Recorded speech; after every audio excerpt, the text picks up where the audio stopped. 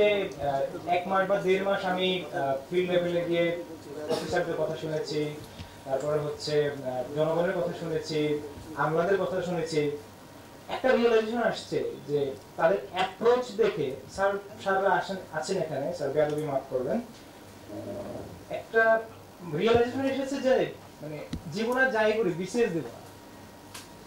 একটা কারণ হচ্ছে এই যে আপনারা বলেন না যে বিসিএস এর যারা কর্মকর্তা আছে তাদেরকে হচ্ছে মানুষ স্যার স্যার বলে সম্বোধন করে এবং তারা হচ্ছে সাধারণ মানুষকে অ্যাক্সেস দেয় না।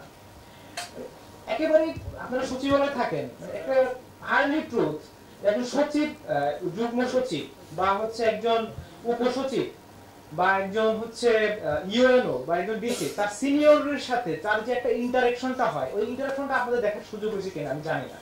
মানে তারা যে পাবলিক সার্ভেন্ট আমরা বলি, মানে পাবলিক সার্ভেন্ট বলি, তারা হচ্ছে পাবলিক সার্ভেন্ট না, তারা হচ্ছে আপনার তার সিনিয়রের সার্ভেন্ট। মানে হাউ দে অ্যাপ্রোচ, আপনি আসলে এতটা হীনমন্যতায় তারা ভোগে, তারা মানুষের জন্য আসলে কাজ করবে কি মানে আমি জানি না।